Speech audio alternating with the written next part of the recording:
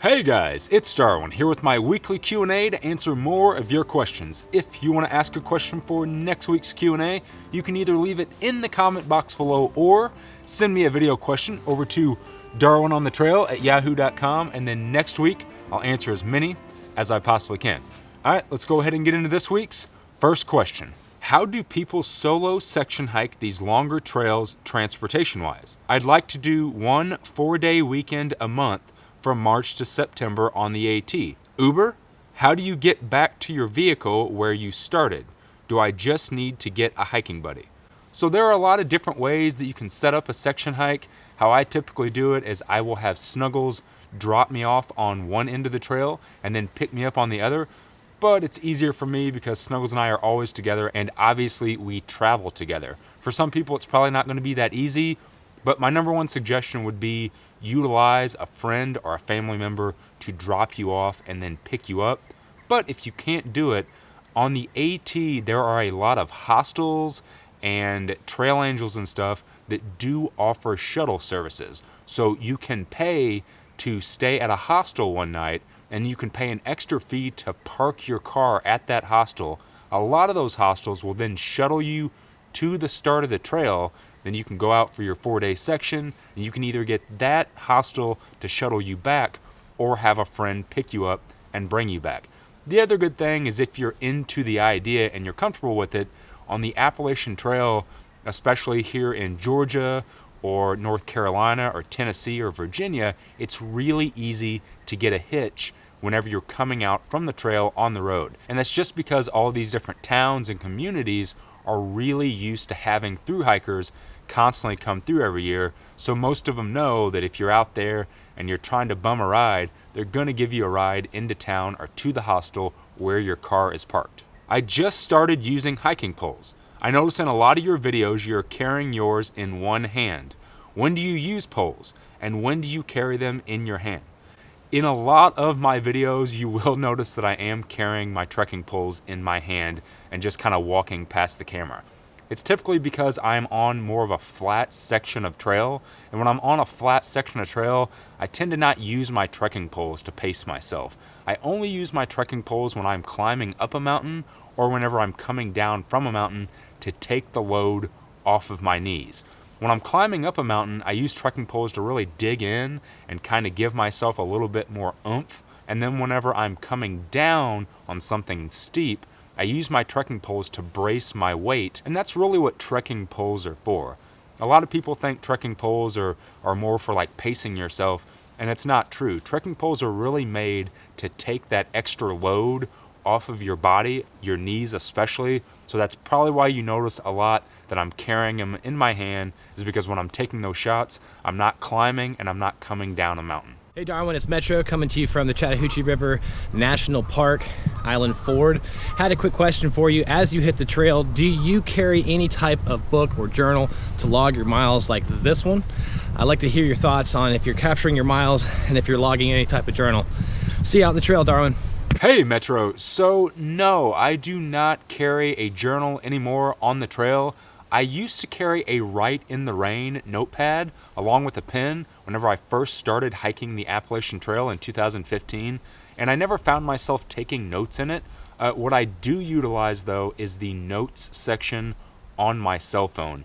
So what I'll typically do is at the end of the day, after I've eaten and I've put up camp and I'm laying in my tent about to go to bed, I'll whip out my phone and I'll type out the miles that I hiked for the day, maybe any gear malfunctions that I had for the day, just overall an overview of what I hiked for the day. I typically do that. I don't always do it, and then I'll usually take that and then, if I'm writing a trip report or something, that's where I'll get my information. I like to do that just so I can remember exactly what I hiked for the day.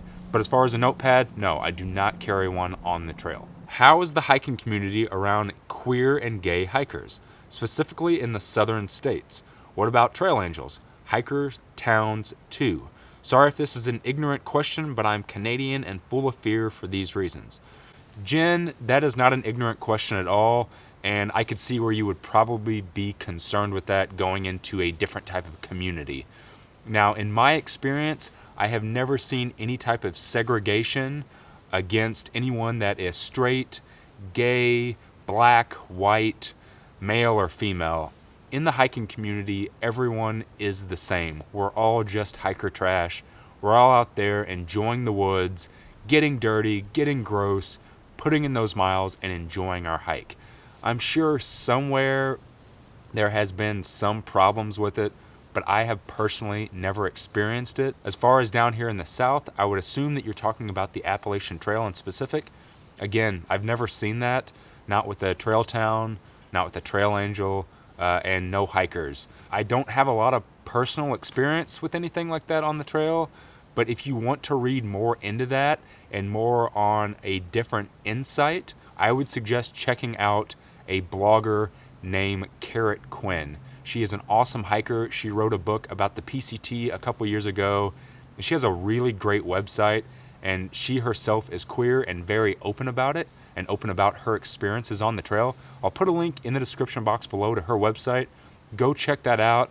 But like I said, in my experience, I don't think there's anything to worry about. Just get out on the trail, become part of that awesome hiking community, and just hike. For all the new subscribers, can you tell a little about yourself? How do you work? How do you live in a van? How are you? I've made a video about that called How I Afford My Lifestyle. If you want to check that out, I'll put a link up here, and I'll also put a link in the description box below. But how am I? I'm great. I'm about to go do a through hike of the Pinhoti Trail, and then I'm going to be out on the Pacific Crest Trail. Life is good, living in a van's fun, and I'm Darwin.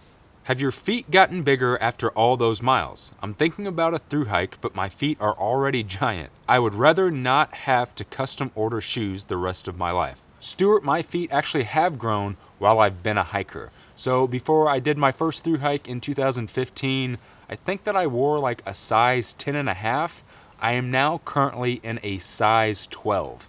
Now that all depends on what shoe it is. You know, the shoe that I used to wear whenever I hiked is different than the shoe that I wear today. But yes, I have noticed a pretty significant growth in my foot size, not only in length, but also in width. I think that what happens is after you put those miles down every day and you're just getting that pounding, repetitive motion, your feet just kind of start to sprawl out and flatten out a little bit. Especially whenever you're using like a wider toe box shoe, like what I use, which is the Ultra Lone Peak, it just happens. Now that being said, once they have grown to that bigger size, I haven't noticed them getting any bigger, and I have been in the size that I am now for the last year and a half, and I put down some miles in the last year and a half. So do they grow? Yes. Have they grown?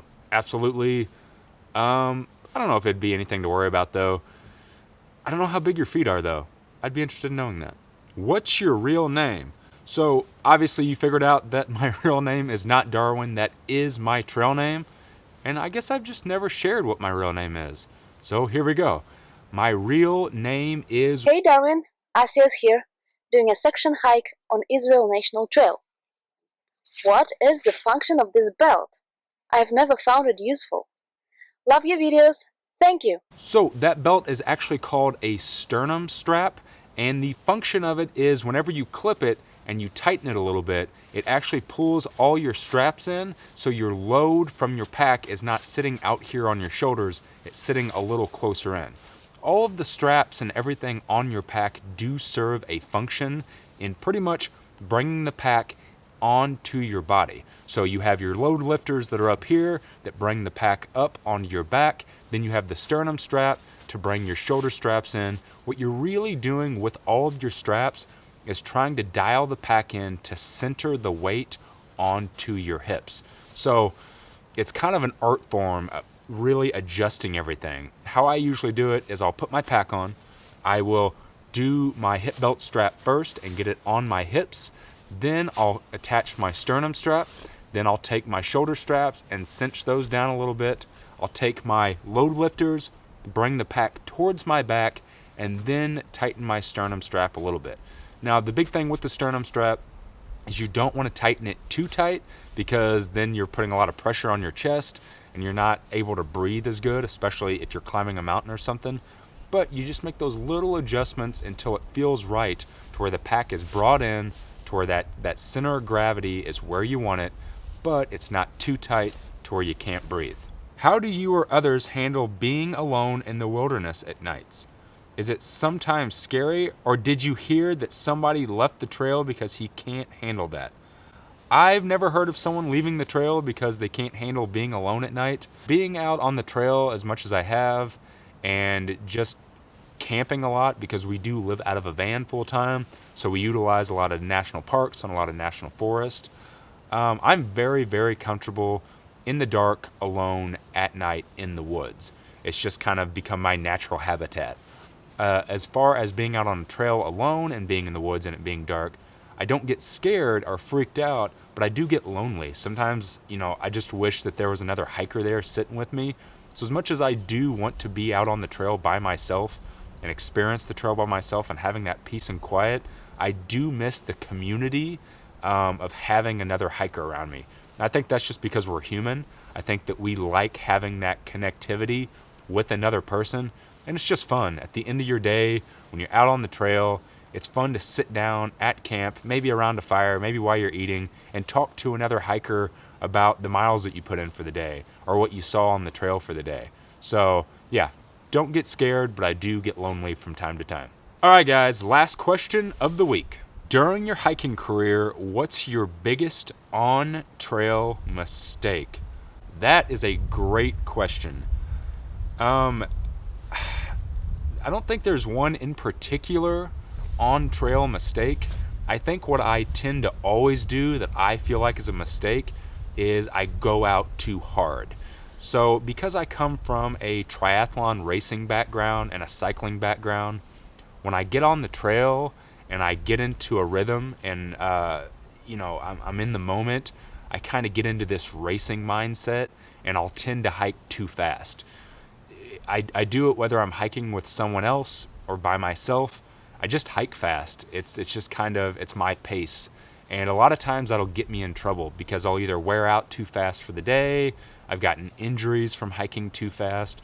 So I think that my biggest mistake on the trail every time I go out on the trail is just going too hard and mentally treating it like it's some sort of a race or a competition with myself.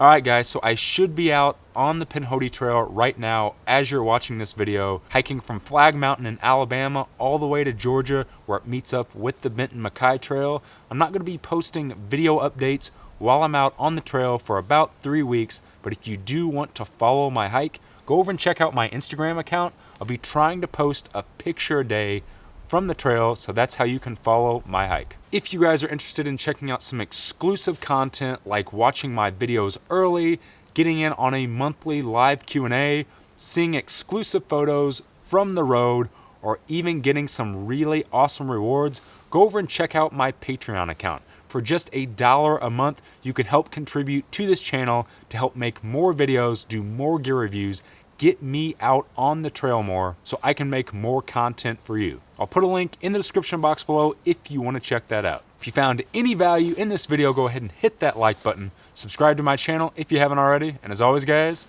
thanks for watching.